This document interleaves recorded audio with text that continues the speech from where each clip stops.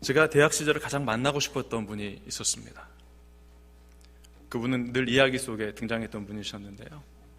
제가 이제 한국 대학생 선교회라고 CCC에 1학년, 대학 1학년에 들어가서 거기에 들어가면 가장 먼저 보는 게 이제 순론 노트라는 게 있습니다.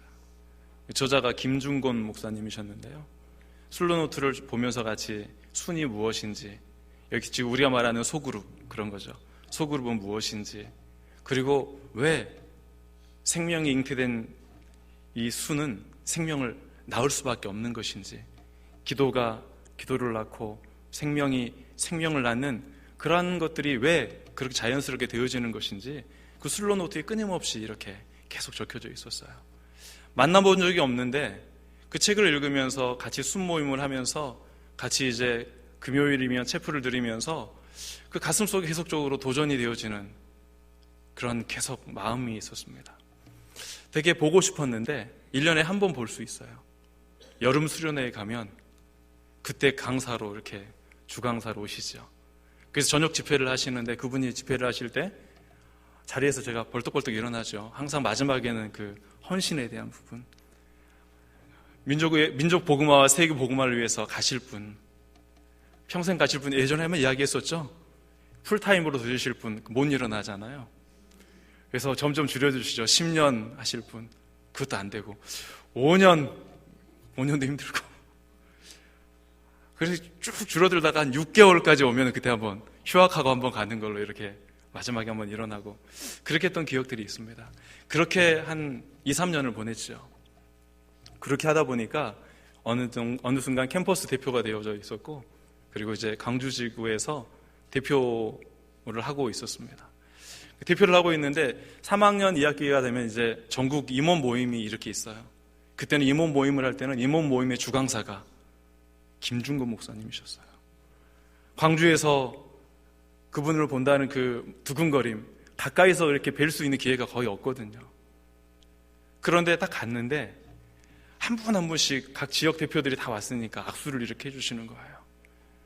수고하십니다. 함께 하나님 나라를 위해서, 민족 복음을 위해서 아주 열심히 합시다. 악수하시면서 한마디 해주시는 그 한마디가 가슴에 두근두근거리고, 그게 평생 기억에 남아 있었던 것 같아요.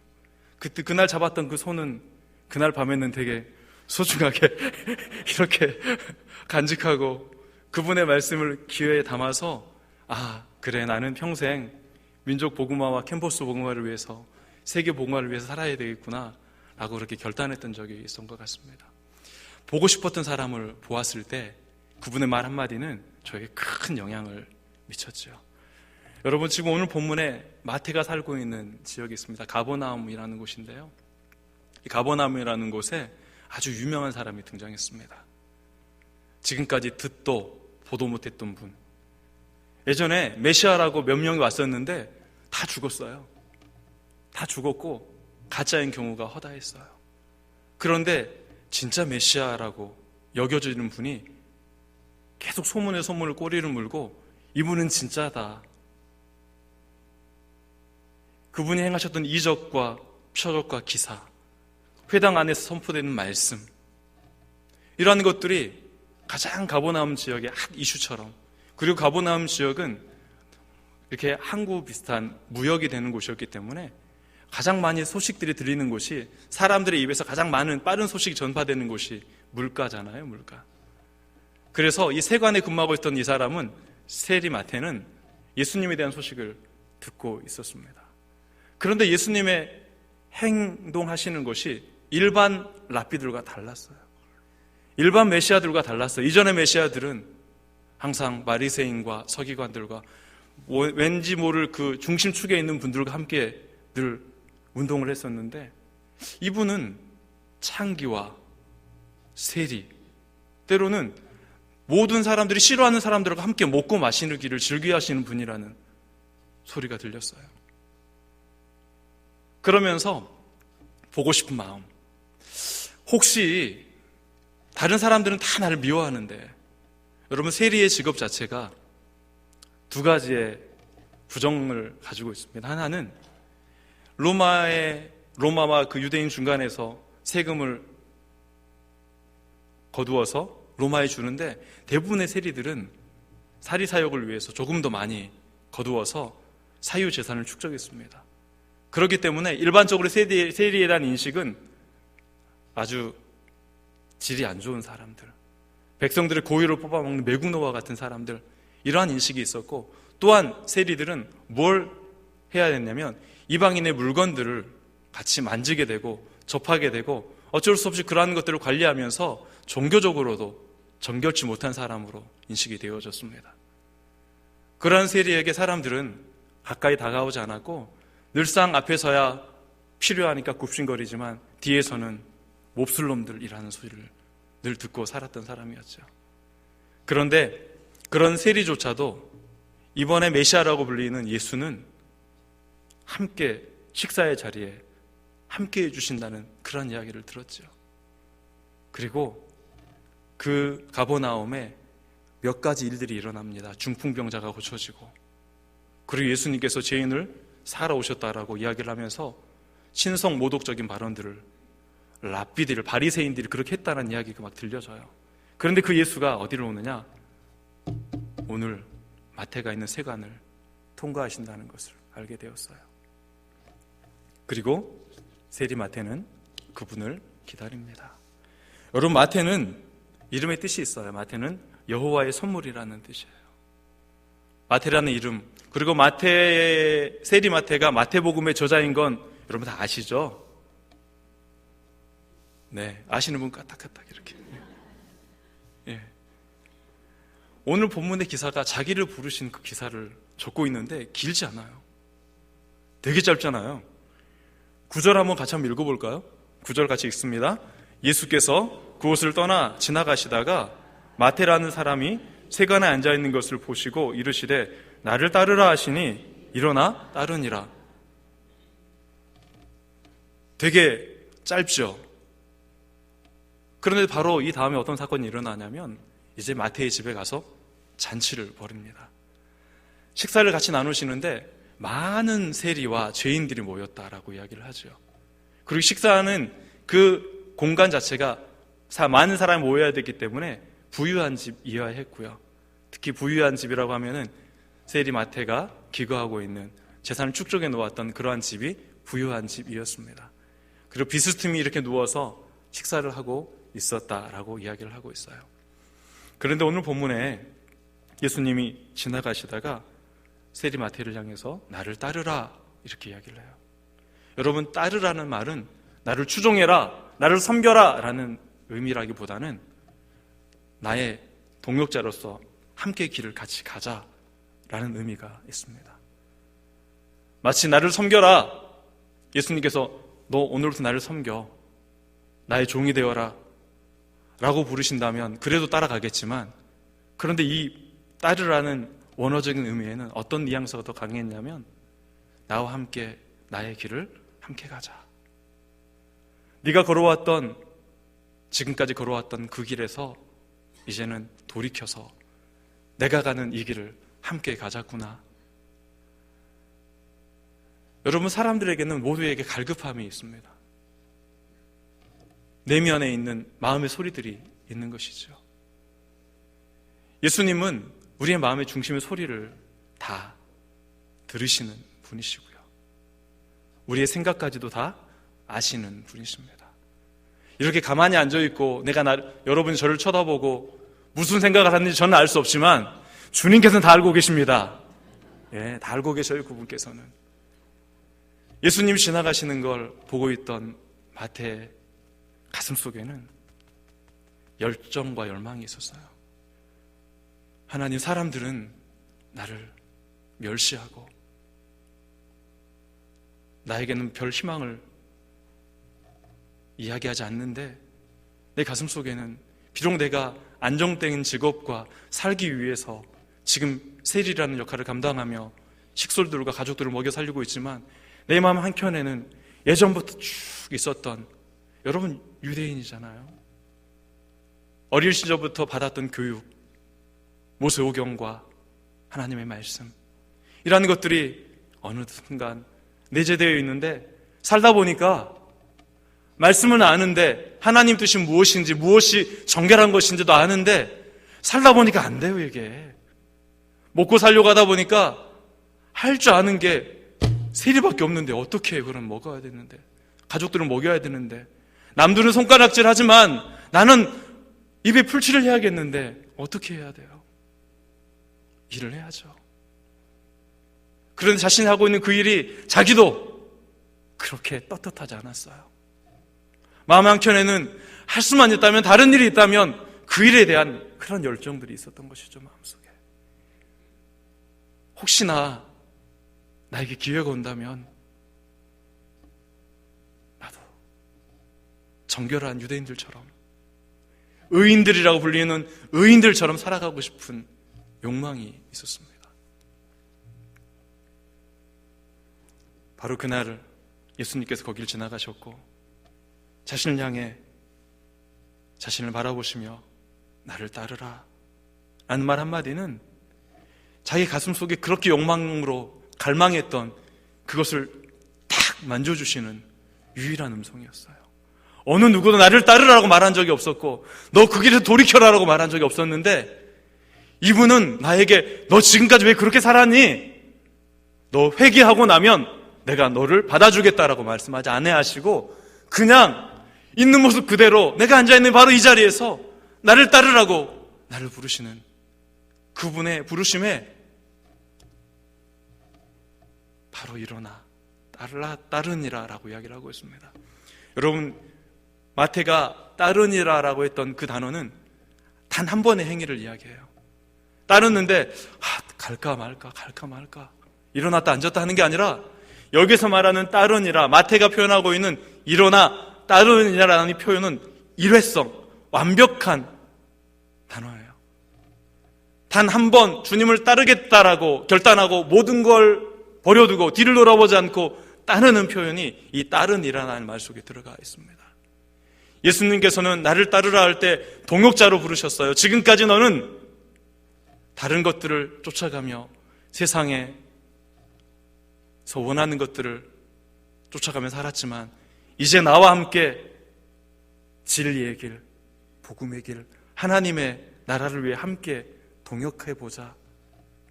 하나님의 동역자로, 그리스도의 동역자로 부르셨을 때 이는 망설이지 않고 바로 단번에 그는 결단하며 따랐다라고 이야기를 하고 있습니다. 여러분, 한 번에 주님 앞에 헌신하는 헌신이 우리를 행복하게 합니다. 연말이 되어지면 많은 콜링들이 있어요.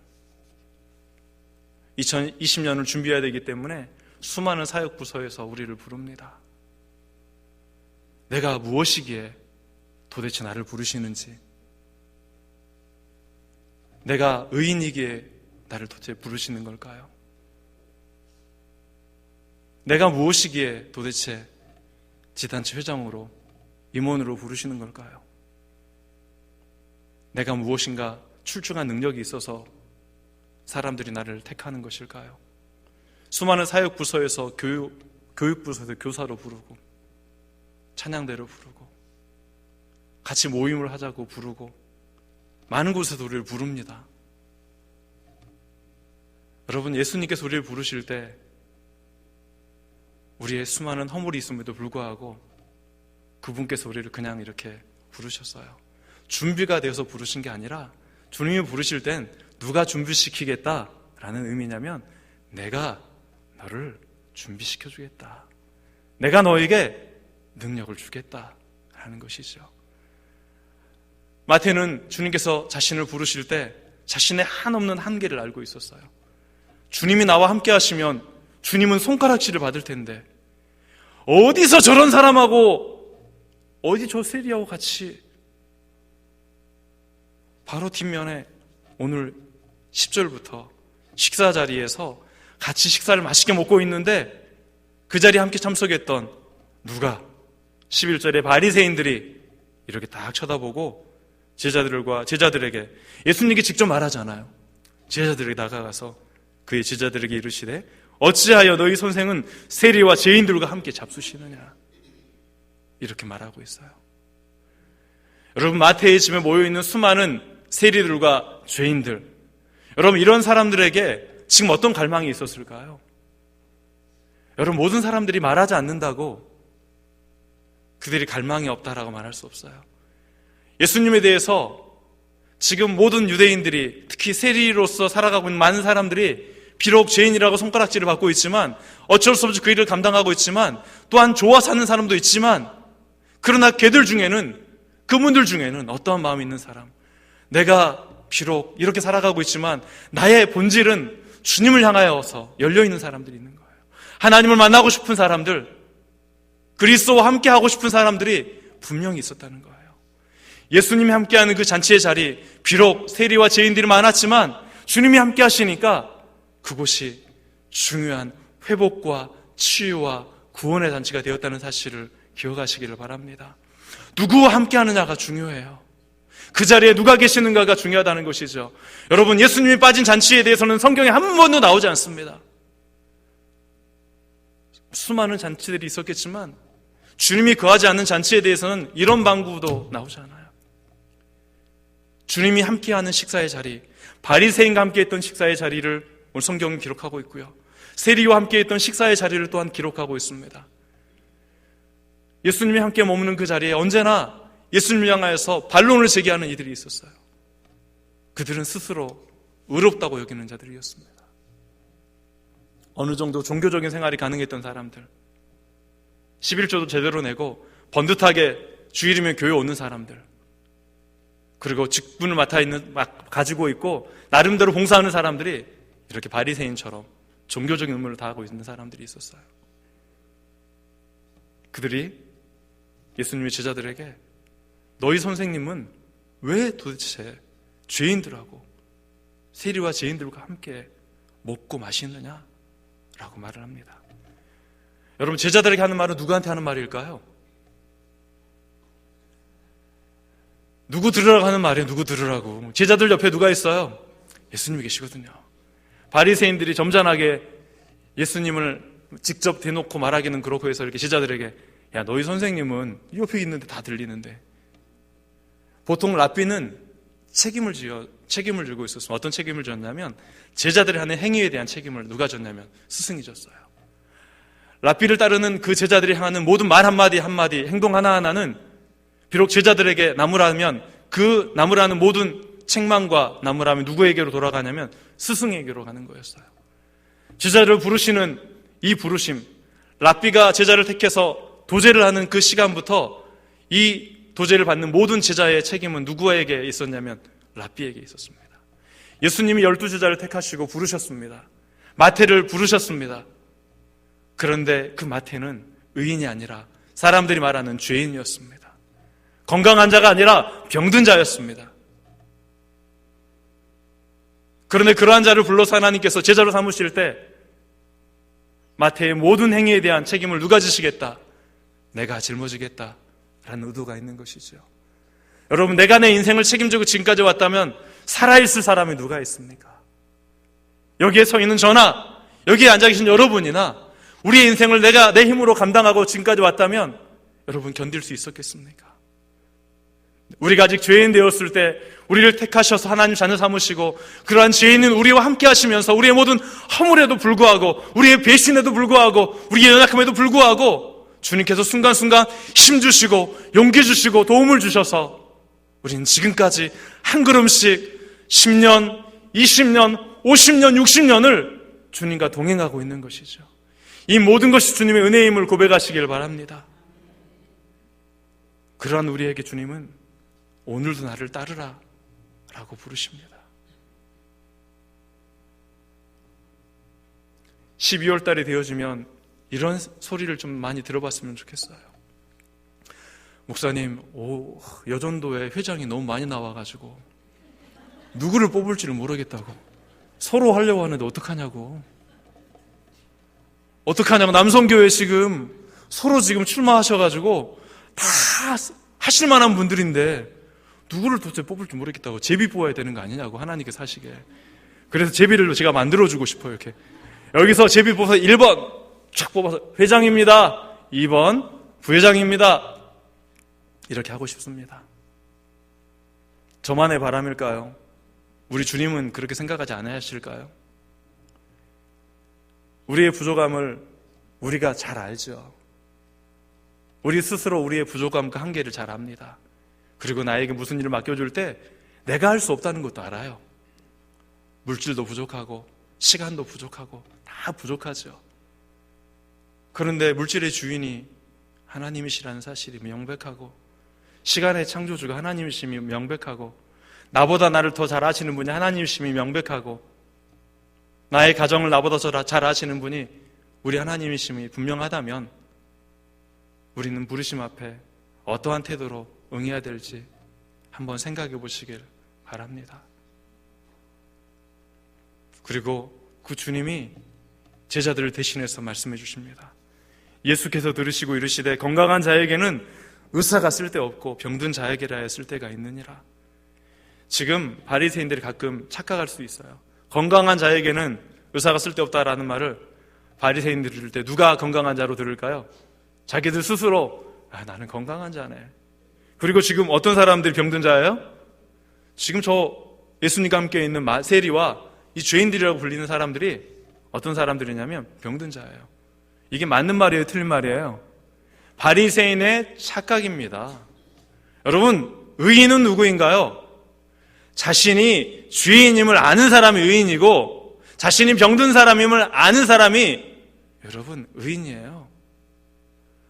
나는 할 만큼 다 했어. 나는 지금까지 교회에서 수십 년간 이런 거 다 했어. 나는 한 거 누가 한 거예요? 내가 한 거예요. 내가 한 거. 여러분 주님께서 그런 거 받으시는 거 아니에요.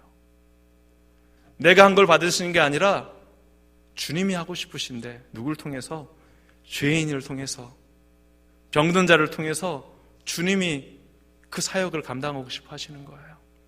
교회의 머리가 우리 주님이시라면 여러분 주님의 부르심 앞에 우리가 왜 주저해야 됩니까? 왜 망설여야 됩니까?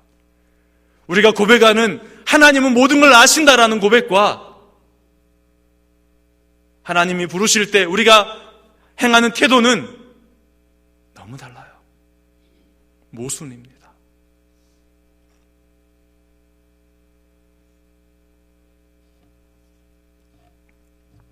그리고 13절에 너희는 가서 내가 공의를 원하고 제사를 원하지 아니하노라 하신 뜻이 무엇인지를 배우라. 여러분 관용구로 쓰여진 말인데요. 너희는 가서 배우라 라는 말은 누구에게 하는 말일까요? 다 안다고 자부하고 있는 바리새인들에게 너는 정말 성경을 제대로 알지 못하구나. 하나님의 자비가 무엇인지를 제대로 알지도 못하는구나.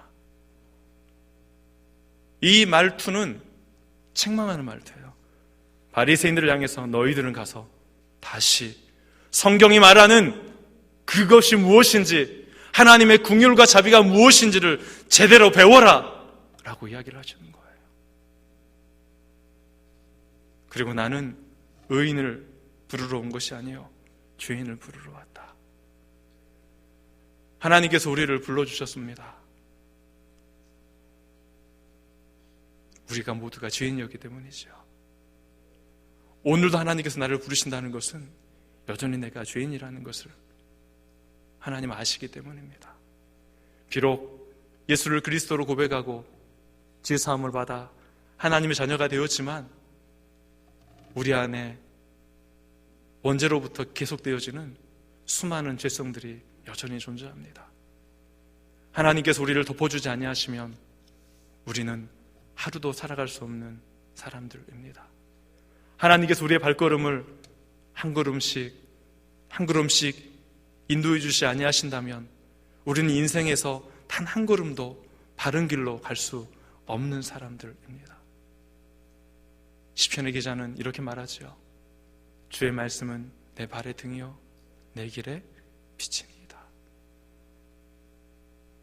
여러분 등은 한 발짝 앞을 비추는 거예요.